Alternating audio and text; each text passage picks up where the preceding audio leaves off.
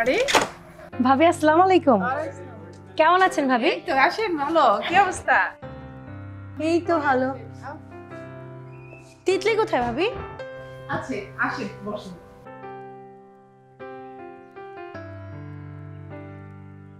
তারপর অনেকদিন পরে আসলেন, কি মনে করে? হ্যাঁ ভাবি, মেয়েকে সায়েন্সে ভর্তি করে দিয়ে আসলাম। ওর বাবার স্বপ্ন ডাক্তার হবে, আর জানেন তো সায়েন্সে ভর্তি না করতে পারলে পড়ালেখার কোনো মানই নেই। আর শুনলাম নাকি তিতলিকে আপনি আর্টসে ভর্তি করিয়েছেন। হ্যাঁ ভাবি, ও আর্টসে পড়তে চায়। ভুল করলেন ভাবি, তিতলি লেখাপড়ার কি বোঝে? আপনার এখনো সময় আছে, মেয়েকে আর্টস থেকে সায়েন্সে নিয়ে আসেন, তা না হলে লেখাপড়া একেবারে গোল্লায় চলে যাবে। ভাবি, স্বপ্নটা তো ওর, ওকেই ভাবতে দিই। আপনি জানেন তো আমি বেশি কথা পছন্দ করি না, আর তাছাড়াও মানুষজন বেশি কথা বলে আর এই ফাও প্যাচাল না আমার একদমই ভালো লাগে না। এখন তো জানেন অ্যাডভোকেটের কোনো মূল্যই নেই ভাবি। অ্যাডভোকেট কোর্টে গেলে কিচ কিচ কিচ কিচ করছে। ভাবি আপনার কিন্তু এখনো সময় আছে, আপনি তিতলিকে একটু বোঝান, ওকে সায়েন্সে নিয়ে আসেন। আর বোঝাতে না পারলে আমাকে বলেন, আমি বুঝিয়ে দেব, একদম গ্যারান্টি। হ্যাঁ ভাবি, আমি ওকে বুঝিয়ে বলবো। আপনি আমার পাশের বাড়ির আত্মীয়র থেকেও অনেক বেশি, যদিও সেটা আমি মনে করি। আপনি ভাবেন কিনা জানি না, তাই আপনাকে পরামর্শ দিতে আসলাম।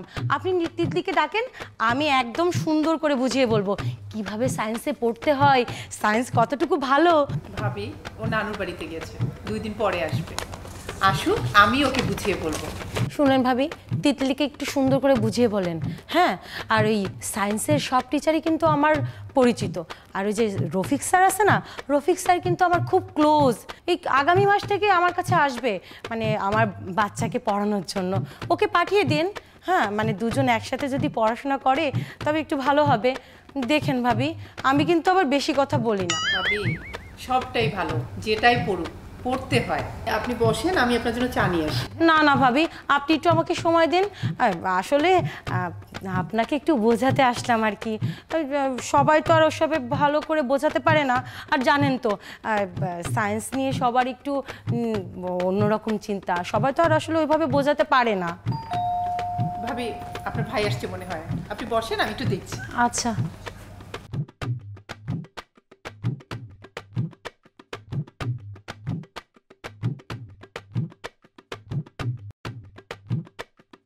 আসসালামু আলাইকুম ভাইয়া, ভালো আছেন? ওয়ালাইকুম আসসালাম, আলহামদুলিল্লাহ খুব ভালো আছি। ভাইয়া, কেমন আছেন? হ্যাঁ জি ভাইয়া, ভালো আছি। বসেন না ভাইয়া। জানেন ভাইয়া, আমার মেয়েটাকে না সায়েন্সে ভর্তি করে দিয়ে আসলাম। আমি একটু ফ্রেশ হয়ে আসি, আপনারা কথা বলেন। হ্যাঁ জি, আচ্ছা। হ্যাঁ তুমি যাও, আমি আসছি। বসেন ভাবি, কথা তো এখনো শেষ হলো না। হ্যাঁ ভাবি, বলেন। শুনেন, মেয়ে মানুষ ডাক্তার হতে পারলে কপাল কপাল, আর ডাক্তার না হতে পারলেও কপাল ভালো। কেন জানেন? ডাক্তার যদি না হতে পারে তাহলে একটা ডাক্তার ছেলে দেখে ভালোভাবে বিয়ে হয়ে যাবে। কি যে বলেন! এই তো, আপনি বিশ্বাস করলেন না তো শোনেন, আপনাকে একটা গোপন কথা বলি। আমার মেয়ে তিশার সায়েন্সে ভর্তি করার পরপরই ভালো ভালো সম্বন্ধ আসছে ডাক্তারের। কি বলছেন? আরে তিশার বয়স কত? আর তাছাড়া যে ডাক্তারের সাথে ওর বিয়ে ঠিক হয়েছে তার বয়স তো অনেক হবে। এই তো ভাবি, আপনি কেন খামাকে টেনশন নিচ্ছেন? আমি কি এত বোকা?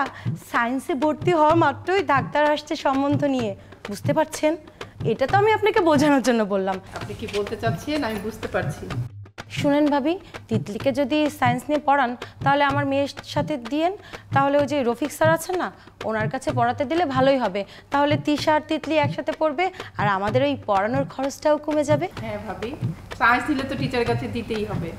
আচ্ছা ভাবি, তাহলে আমি এখন আসি। আচ্ছা, আসেন। ও ভাবি, আসল কথাই তো বলাই হয়নি। শুনলাম সাগরের মা নাকি সাগরকে কমার্স দিয়েছে।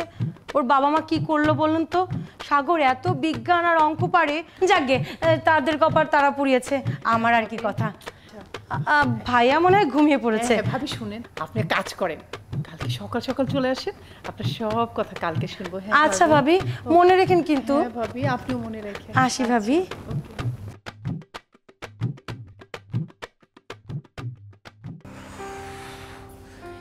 বাবা, মানুষ এত কথা কিভাবে বলে?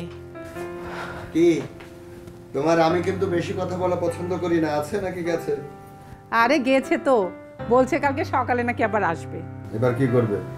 তোমার কি মাথা ঠিক আছে? সকাল হলে আমি বাপের বাড়ি চলে যাব।